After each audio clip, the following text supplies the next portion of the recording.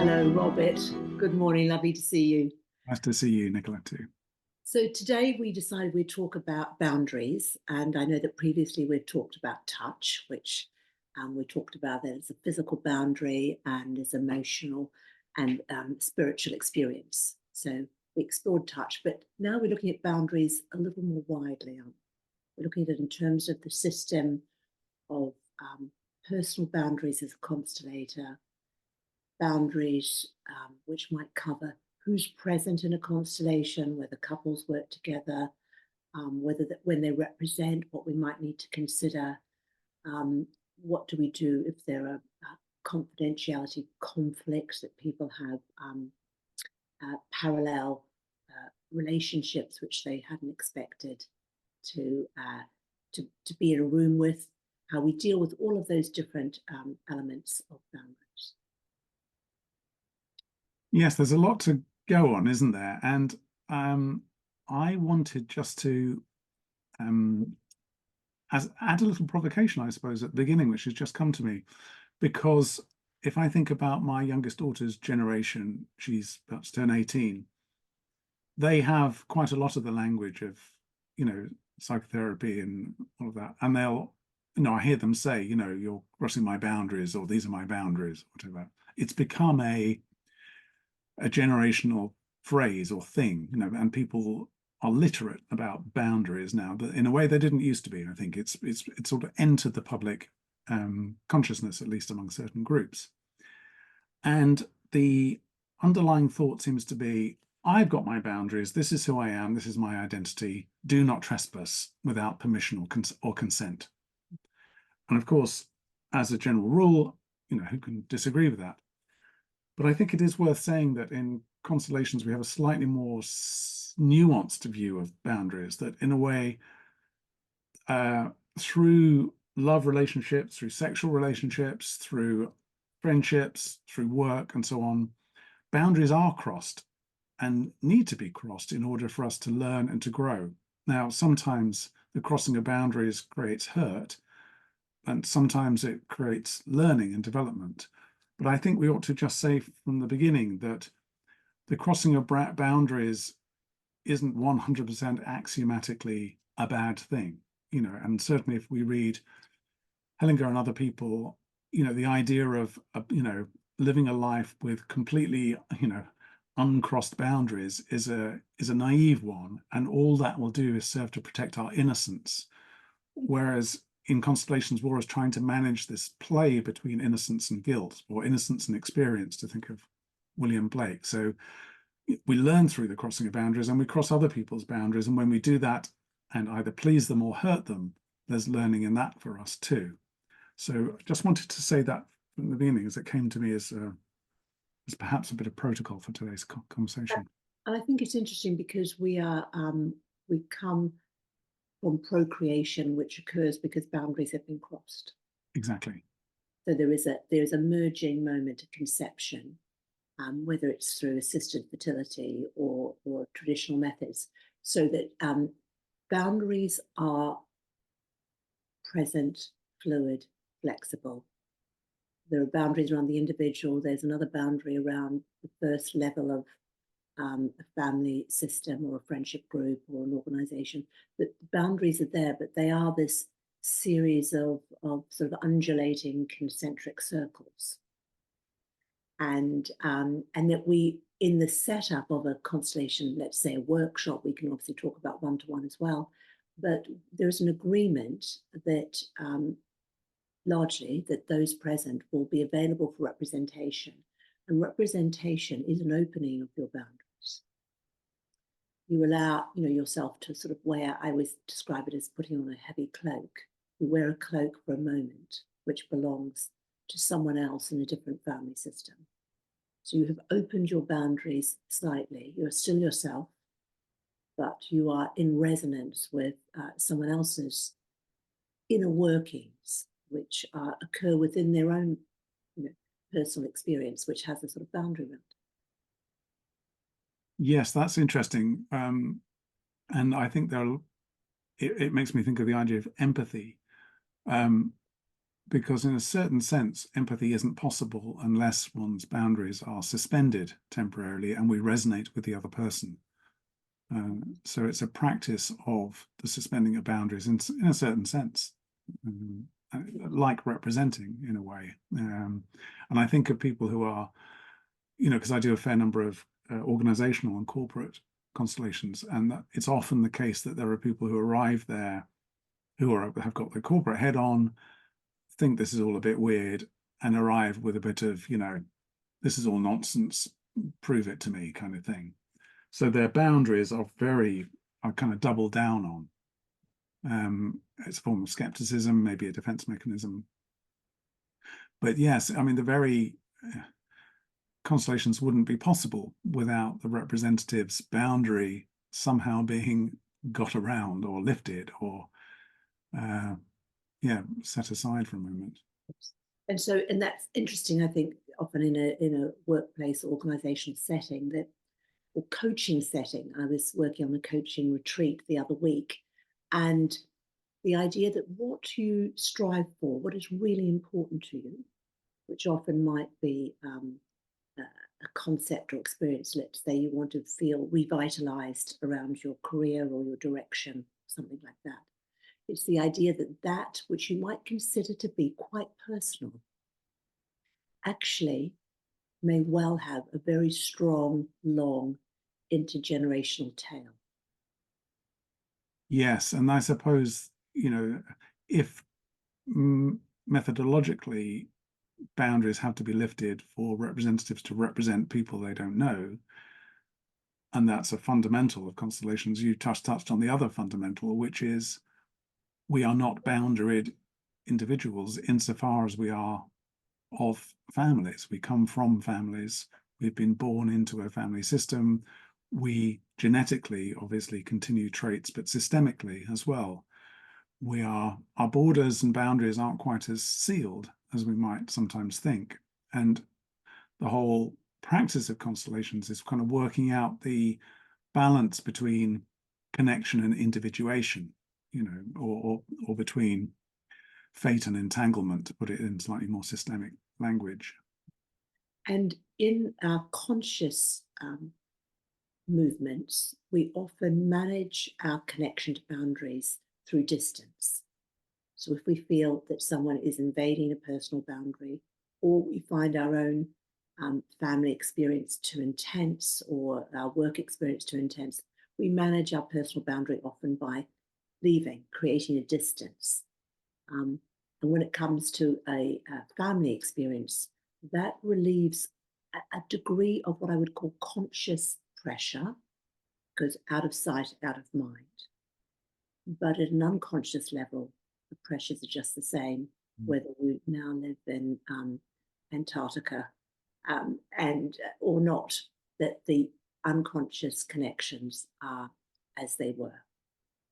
Yes, I think of it like kind of mycelium, the underground structure of fungus. And we may pop up as little mushrooms as individuals, but actually the threads underground connect in all sorts of ways. It's a great title, Family Fungus Workshop, isn't it? Well, I'm a fun guy. What can I tell you? Fun guy, fun geek. Exactly. Yes, and they kind of, it also makes me think about this idea of, slight tangent, of freedom. People have this fantasy of freedom as being one of cutting all ties, really.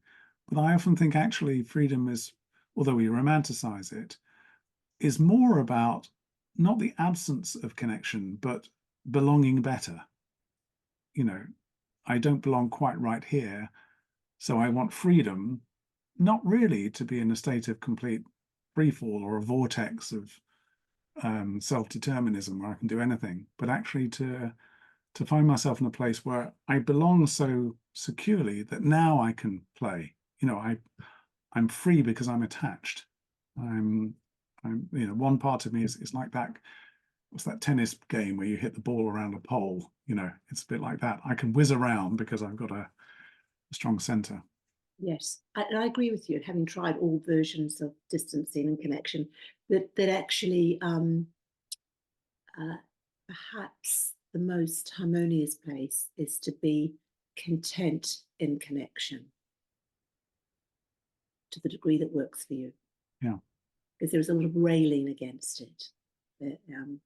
And yet, as you say, the opposite of connection sometimes is isolation. Yeah.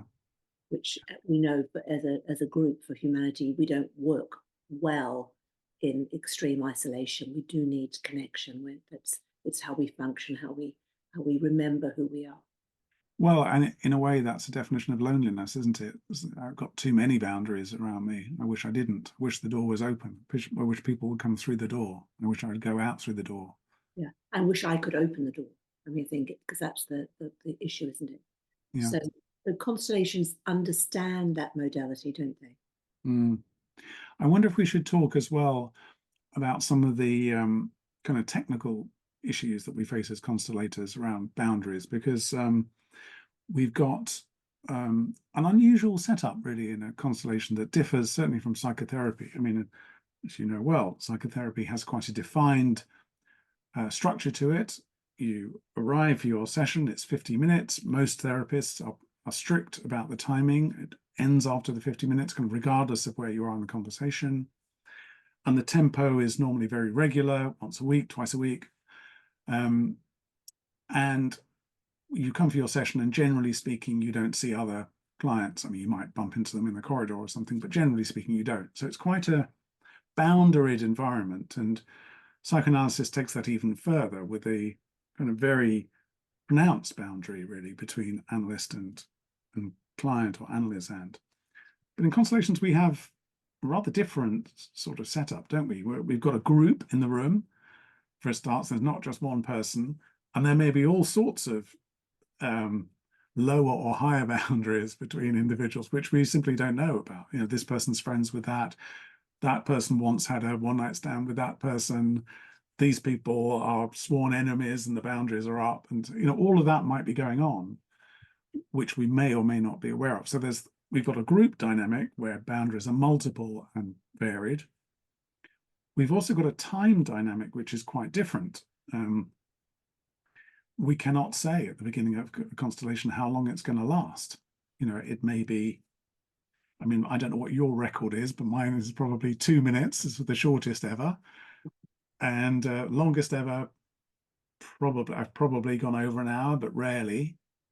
You were saying earlier, as we were chatting, Nicola, that you know of others who do epic, you know, sort of like the, you know, the Oresteia or the, you know, the ring cycle. They go on to for days and days. Yeah, or you know, a number of hours. So it's interesting, and also because that boundary, as you say, from maybe the short and sharp, but very helpful, through to what every constellator would probably call their average length of time, is unique to the constellator, but it also hits the boundaries of time and energy in the group. Yeah. That there is a sense of, for me, I don't know if you experience this, but that there is, the clock starts to tick.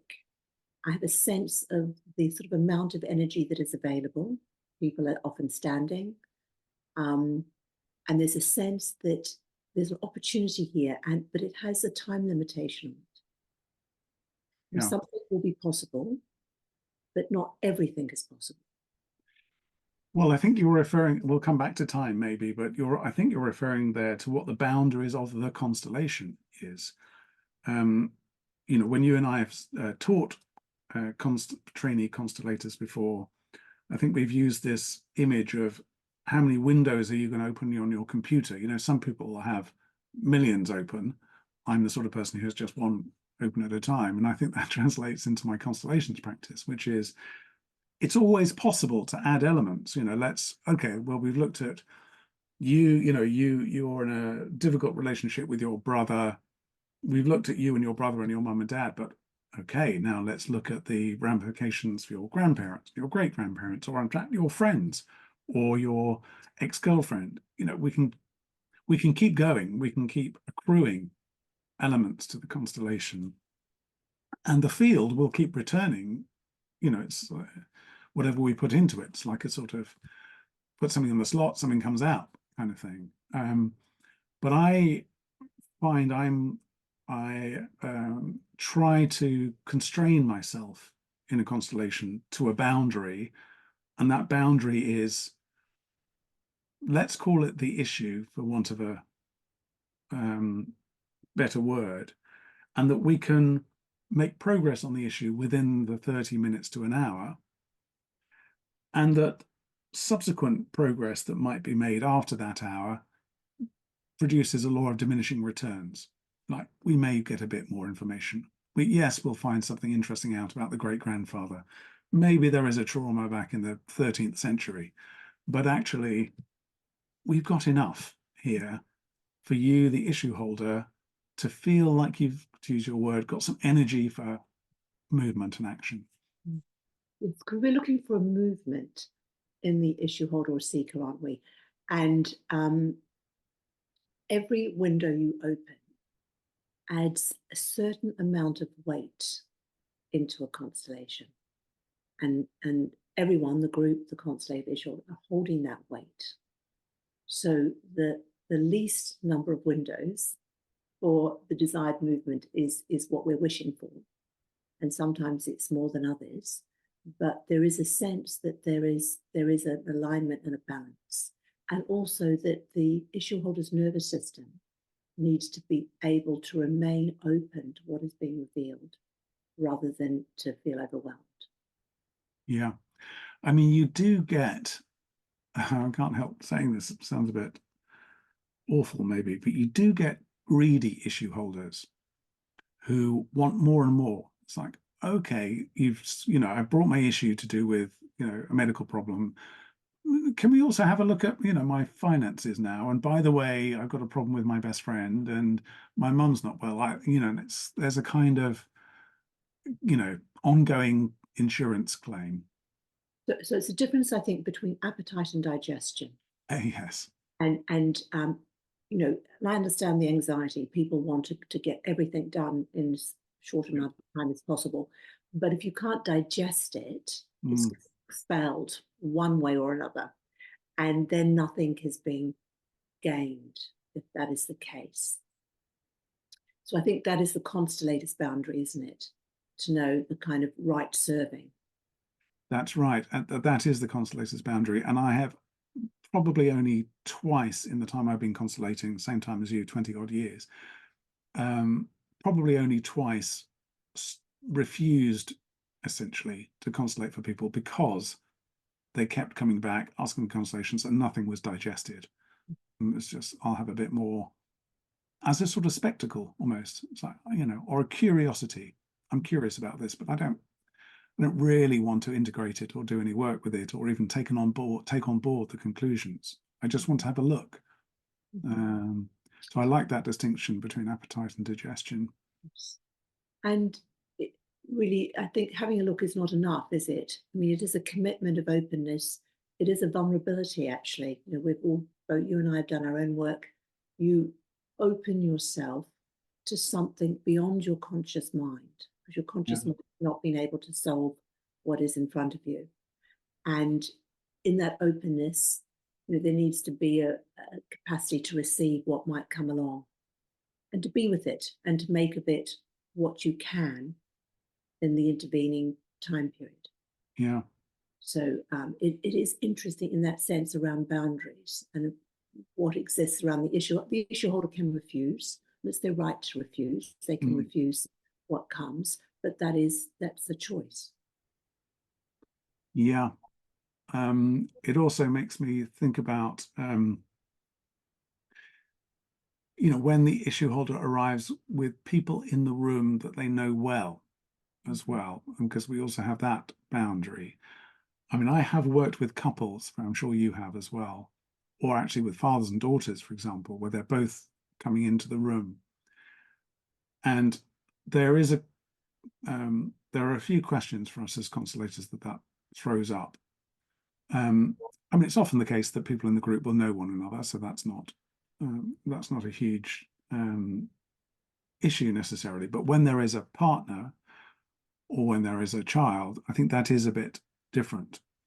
And I've tried a couple of things in relation to boundaries and curious to know what you've tried.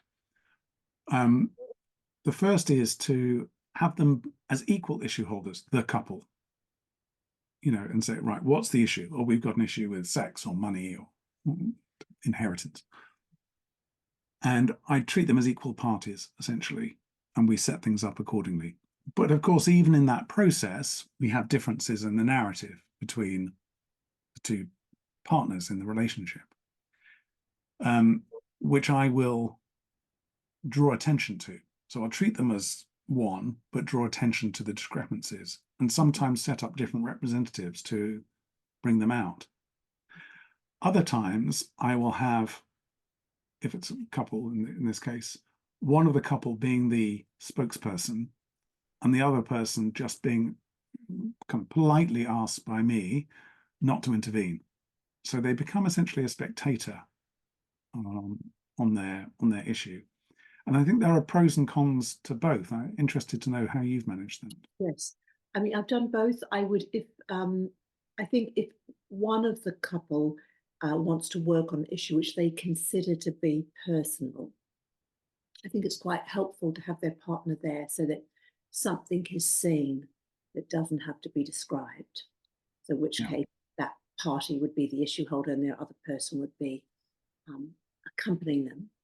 And I would open to any information they wanted to add to the issue.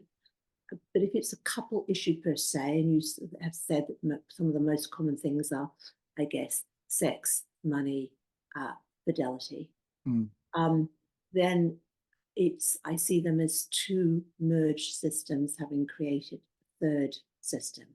I would work with the two systems and then the third system that they've created together. So it's a little more complex, but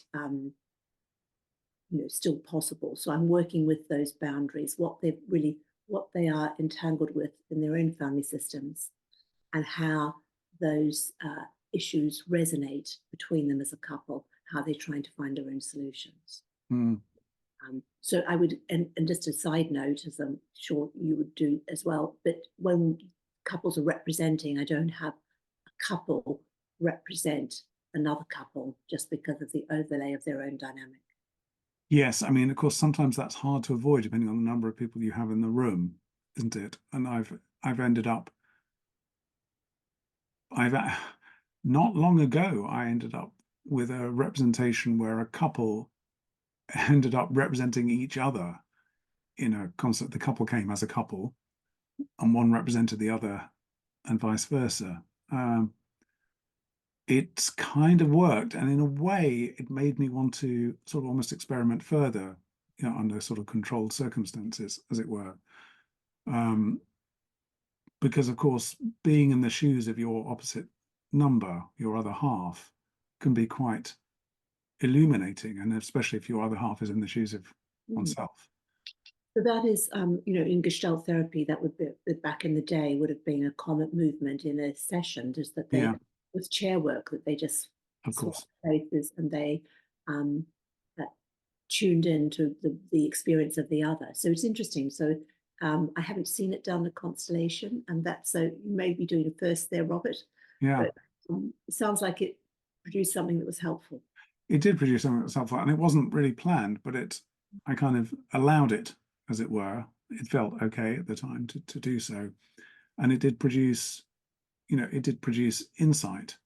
And of course that sort of leads to another boundary, perhaps, because I was then in touch with that person afterwards by email about the boundary between the before and the after of the constellation. You and I have had a conversation about after the constellation and what happens afterwards, but there is that boundary there. Is this constellation a one-off, a contained piece of work, an intervention, or does it belong to a suite of interventions of which therapy might be a part, or a follow-up chat, or several other constellations, or online constellations, or not? And there is, I think, in my mind, still perhaps a bit too much ambiguity around what a constellation is in those terms, whether it's a standalone or whether it belongs to a sequence or not.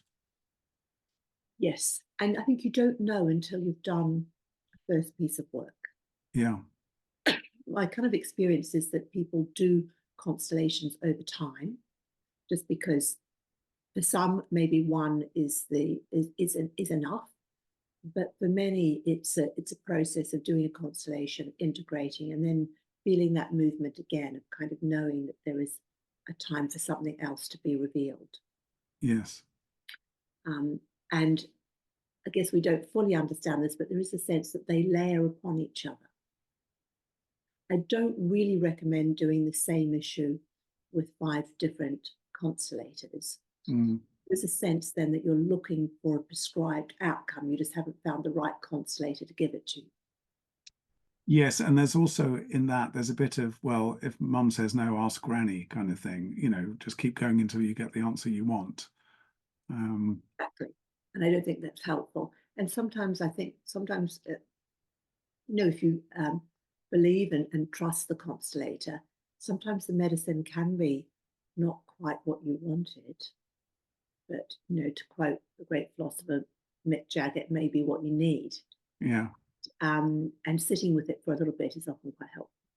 Yes. And maybe there's one, sorry, were you about to come in? I was going to say maybe there's one other area which we can touch on before we finish. We've only got a few minutes left, really. But that's the boundary around the constellator themselves. Because, there are various roles in the room in a constellation workshop, for sure. But generally speaking, there's only one constellator. I have worked a couple of times with another constellator kind of side by side with a corporate client. And it didn't work very well, to be honest, because there was just ambiguity around who was doing what. And I've done it in another context as well. And maybe that's my problem, but, neither of my experiences of co-constellating in a kind of live client workshop have been particularly good ones. And I think that's partly because a constellation needs a pivot point in the constellator, because there's so many things going on.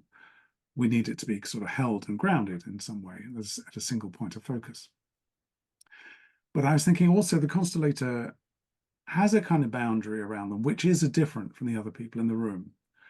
And it may be a boundary which is a little bit aggrandizing of the constellator. It's like, oh, you're the constellator, you're the one with the expertise, you're also the convener, effectively, of this thing. So you seem to have a status which is different. And I have, over time, changed tactics on that. Particularly early on, I thought, must do everything to sort of not appear to be special or different or on a plinth. And that's, my first workshops, I would always kind of make a point of saying, let's go for a drink afterwards. I'm just one of the lads kind of thing. But I've changed that now. I never do that. And it's partly because I'm tired at the end of a constellation and just want to get away. It's also because I don't like the extra questions about constellations that come up once you're not in a workshop setting, once you're having a drink or whatever. It seems like, I don't know, it feels a bit messy to me. And so now I've kind of reached a third point, which is, okay, I'm the constellator. I'll be very friendly towards you before and after, but I'm not going to go and have a drink with you. And I'm just going to hold my space, while we're in it. And that's it. So there's a boundary, but not a sort of overly asserted one. I think there's a loneliness in being a constellator. Yeah. A therapeutic loneliness, in the sense that you hold a different viewpoint and perspective in the constellation. And if you have that role, no one else sees what you see. The representatives see a partial view from the representations. The holding circle sees something else. So you're holding all the elements. And to do that, you need that little bit of distance. Yeah. So I agree with you. And it is a moment of magic and a moment of opening, and things are revealed. And then it ends and everything is neatly collapsed and returns to the issue holder. So I agree with you. A kind of a lot going on afterwards feels a little bit against the movement of it. Yeah. Yes, exactly. Yeah.